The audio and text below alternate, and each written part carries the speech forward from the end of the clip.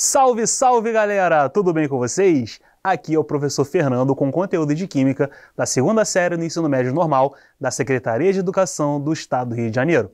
Nesta videoaula, vamos falar sobre os processos que envolvem energia, dos seus aspectos gráficos e da energia de ligação, assim como falaremos do equilíbrio químico e dos fatores que o alteram.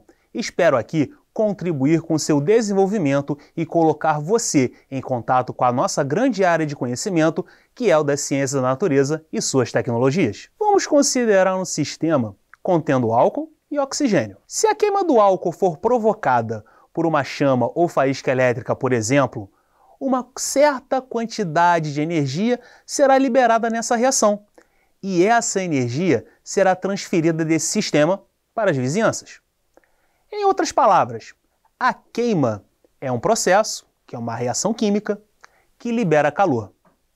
Quando um sistema formado por água líquida é colocado em um congelador, ele perde calor para esse ambiente.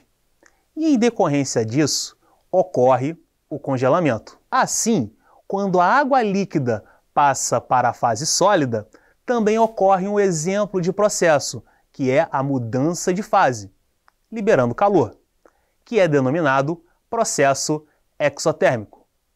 Agora, se um pedaço de gelo for deixado sobre a mesa à temperatura ambiente, ele receberá calor do ambiente, e isso provocará a fusão do gelo. A transição da água sólida para a fase líquida é um processo que absorve calor, que é denominado processo endotérmico. E por falar em calor, é muito comum a confusão que ocorre entre os conceitos de calor e temperatura, o que faz com que achemos que são a mesma coisa. Mas isso não é verdade. A temperatura é uma medida associada ao grau de agitação das moléculas de um determinado sistema, como, por exemplo, uma panela de água. Já o calor é a energia que foi transferida de ou para um corpo, ocasionando seu aquecimento. O calor é medido em joules, quilojoules, calorias e quilocalorias. Já a temperatura é medida em 3 escalas: Celsius, Fahrenheit e Kelvin. O calor significa a transferência de energia de um sistema ou um corpo mais quente ao outro mais frio. Os corpos tendem um equilíbrio térmico, ou seja, quando 2 ou mais corpos possuem temperaturas distintas, essa temperatura tende a se igualar e equilibrar. O calor pode se propagar através da condução, da convecção ou da irradiação. As duas primeiras exigem um contato físico entre os corpos. A segunda atua através da propagação do calor por ondas eletromagnéticas sem necessitar do contato. A temperatura é um conceito da física que determina a energia cinética das moléculas. Essa energia tem influência sobre o estado térmico de um corpo ou de um sistema. Dentro de um sistema, quanto maior a energia cinética das moléculas, maior será sua temperatura. O mesmo vale para o contrário. Quanto menor o movimento de moléculas, mais frio é o sistema. E é medida por um termômetro. E por falar em energia, sabemos que existe a energia cinética e a potencial, sendo que a energia cinética está associada ao movimento, como, por exemplo, o da água de um rio ou de um carro em velocidade. Já a energia potencial está associada ao conteúdo energético armazenado no corpo, capaz de ser aproveitado para produzir trabalho, como, por exemplo, a água de uma hidrelétrica, que ao cair produz energia elétrica.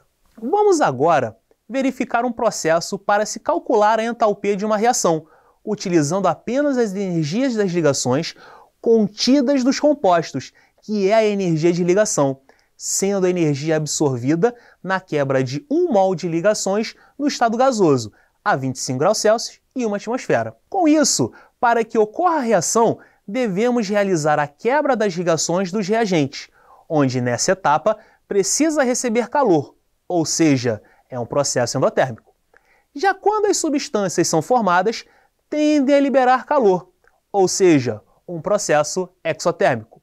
Com base nisso, a variação de entalpia será calculada como o somatório das entalpias dos reagentes com o somatório das entalpias dos produtos. E, Para medir essa quantidade de calor em um processo, temos a entalpia, simbolizado por H maiúsculo, que é medido em joules ou em calorias, mas para determinar se uma reação é endotérmica ou exotérmica, verificamos pela variação de entalpia, que é o ΔH. Com isso, se essa variação for positiva, a reação é endotérmica. Agora, se for negativa, será exotérmica. Agora, ao levarmos para o aspecto gráfico, fica mais evidente ainda, pois se a entalpia dos reagentes for maior que a dos produtos, significa que houve liberação de calor no meio, ou seja, ela é exotérmica. Já quando a entalpia dos produtos for maior que a dos reagentes, significa que o calor foi absorvido, ou seja, é endotérmica. Acredito que agora devemos realizar um exercício. Vamos nessa? Então vamos lá. Os valores da energia de ligação entre alguns átomos são fornecidos no quadro abaixo. Então nós temos a ligação e a sua energia. Então ligação CH, 413 kJ por mol. O, 494 kJ por mol. C-O, 804 kJ por mol. E OH, 463 kJ por mol. Considerando a reação representada por CH4 reagindo com 2 mols de O2, produzindo CO2 e 2 mols de água. O valor aproximado de ΔH em kJ é de menos 820, 360, mais 106, mais 360 ou mais 820. Bom, pessoal, nós temos aí a reação CH4, 2 mols de O2 produzindo CO2 e 2 mols de água. E aí a gente verifica que cada composto tem suas ligações. Então lá, ó, o CH4 tem 4 ligações CH. E aí, como ele está nos reagentes, tem a quebra. E a quebra precisa ter energia ali. Então, ali vai ser uma variação positiva. Então, é uma variação endotérmica. Então, a entalpia dos reagentes, no CH4, nós temos aqui 4, que são as 4 ligações, vezes a ligação CH, que vale 413. Mas aí tem outro reagente, 2 mols, né, esse 2 mols, vezes a energia O, que é 494. Então, 2 vezes 494. Então, 4 vezes 413 vai dar 1.652. Mais 2 vezes 494, 988. E somando tudo isso vai dar 2.640 kJ. Agora, nos produtos, nós temos aqui, lembrando, que ele dá a formação. Então, é um processo exotérmico. Logo, a gente inicia com o sinal negativo. E aí nós temos 2 ligações C-O, então é 2 vezes uma ligação C-O, que é 804, mais 2 mols, né, 2 vezes a ligação da água, né? Então, 2 vezes 2OH. Então, no caso, nós vamos multiplicar aí por 4, que são 2 mols, e 2 ligações OH. E cada ligação OH vale 463. Então, vamos lá. Então, menos, não esqueça do sinal, 2 vezes 804 vai dar 1.608. Mais 2 vezes 2, 4. E 4 vezes 463 vai dar 1.852. Logo, fazendo essa conta, então vai ficar menos 1.608 mais 1.852, que vai dar menos 3.460 kJ. Então, o ΔH vai ser igual à entalpia dos reagentes mais a entalpia dos produtos, onde a entalpia dos reagentes é 2.640 e a entalpia dos produtos menos 3.460. Então, ficou fácil agora, né? Então, fazendo essa conta, ΔH igual a menos 820 kJ.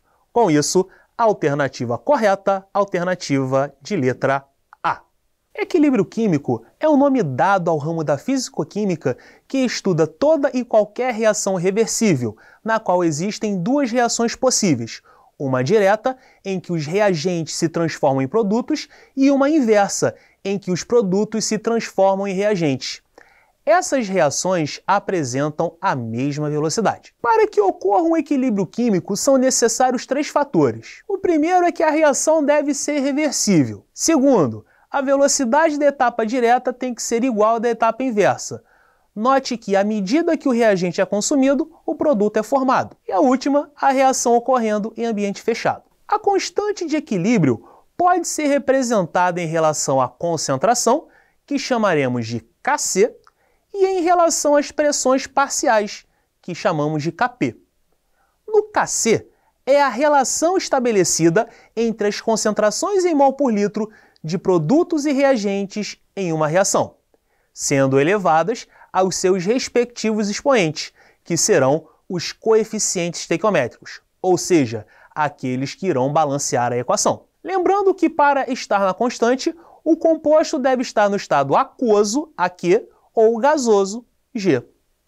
Já no Kp, sendo a relação estabelecida entre as pressões parciais de produtos e reagentes, também elevamos aos seus respectivos expoentes, e para participar da constante, o composto deverá estar apenas no estado gasoso. Note que a relação das constantes será sempre produtos sobre reagentes. De acordo com o princípio de Le Chatelier, que diz que quando um sistema em equilíbrio for perturbado, a própria reação realizará um efeito para anular essa perturbação, onde 3 fatores podem alterar esse equilíbrio, que são a concentração, a temperatura e a pressão.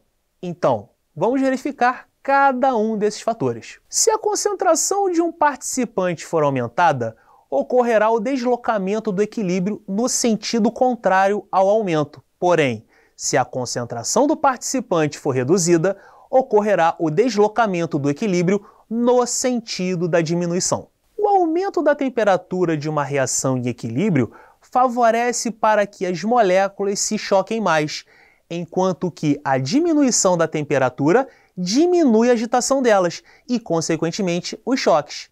A análise do efeito da temperatura em um equilíbrio leva em consideração principalmente o ΔH da reação.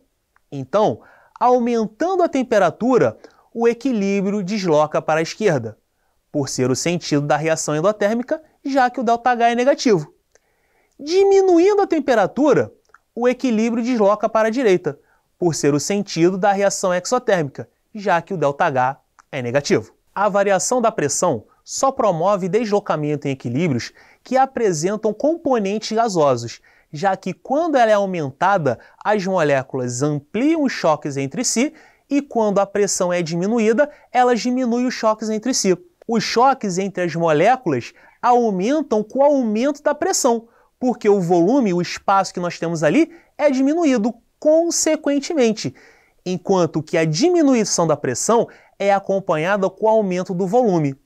De acordo com o princípio de Le Chatelier, se a pressão de um sistema for aumentada, ocorrerá o deslocamento do equilíbrio no sentido de maior volume, enquanto que se a pressão for diminuída, ocorrerá o deslocamento de equilíbrio no sentido de menor volume. Então, pessoal, hoje nós passamos pelos processos que envolvem energia, calor, temperatura, os seus aspectos gráficos e também estudamos sobre a energia de ligação. E finalizando com o equilíbrio químico e os fatores que o alteram. Espero que tenham ajudado vocês a compreender o assunto, pois é muito importante entender o essencial para viajarmos nesse mundo maravilhoso da química. Aquele abraço, até a próxima aula!